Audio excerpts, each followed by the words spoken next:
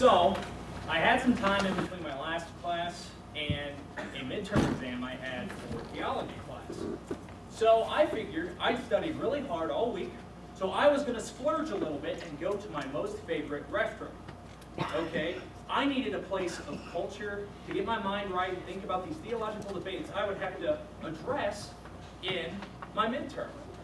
That's right, I couldn't go to a cafeteria, I went to Jack in the Box.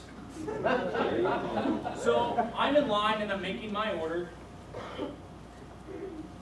and I'm thinking about where I'm going to sit. The place is packed, it's busy. I see a place in the corner and I know I'm going to make a beeline for it as soon as I make my order. And then all of a sudden, I smell something. There was a man behind me. An obviously homeless man who was rancid, whose eyes were glazed over, who had an uncontrollable twitch on his left side. His skin was dry, it was crinkly. I don't really know how else to describe it. And he had something in his beard. Last night's dinner. Okay, moving on from those thoughts, I got my order. I made my way to the table. I got everything ready. This was going to be my environment. So I get out my notes. I crack it open, and I'm in the zone. Which is why I didn't notice that this homeless man was deliberately making his way towards me. I began to smell him. But I'm studying away. Study, study, study. Theology, theology, theology. Here I go. And he's getting closer. I can see him in my peripheral, but I stay straight ahead. He's over me. I can sense him. And for some reason, nobody around me noticed him making his way across the room. And I have this dumb, irresolute idea that if I don't move, he won't talk to me. He touches my shoulder, and he says, "Do you believe in God?"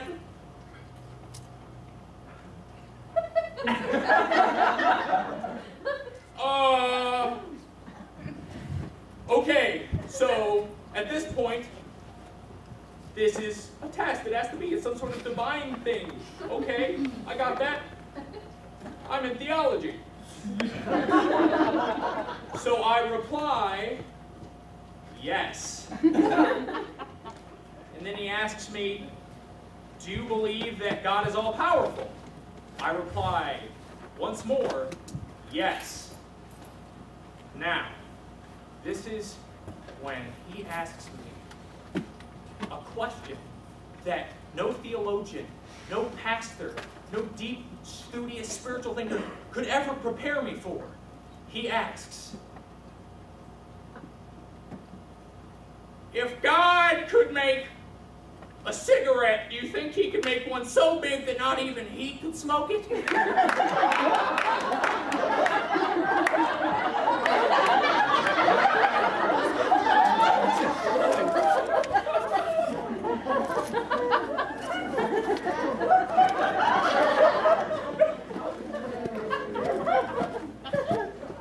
I was speechless. And that's why I then prayed. God, give me the words.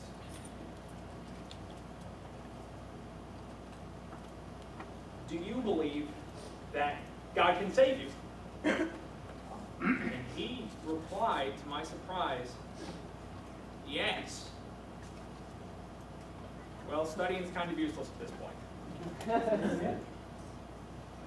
So I offered him a seat.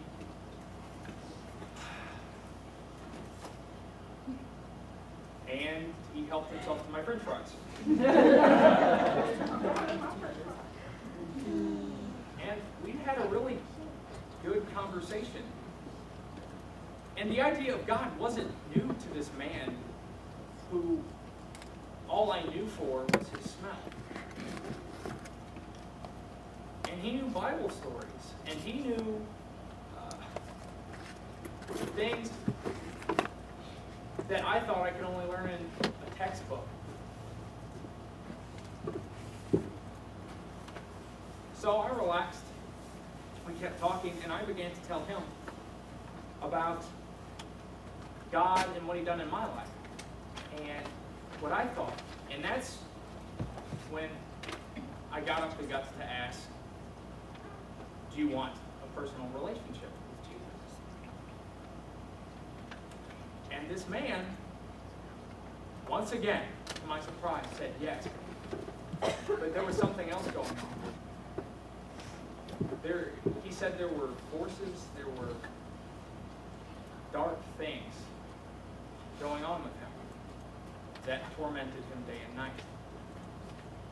So I'm in Jack in the Box with the homeless man, talking about spiritual things while he eats my food for an hour in between classes. And I do one more thing that I never thought I would do.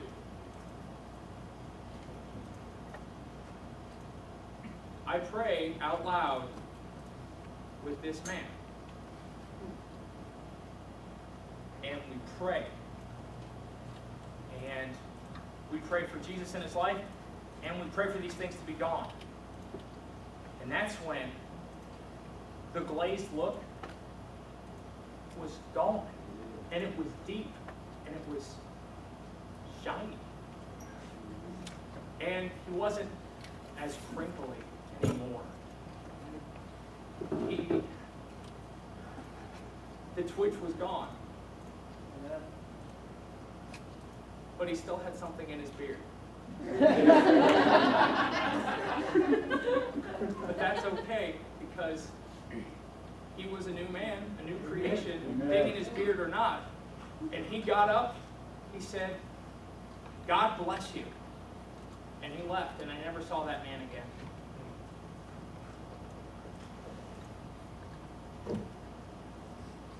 So,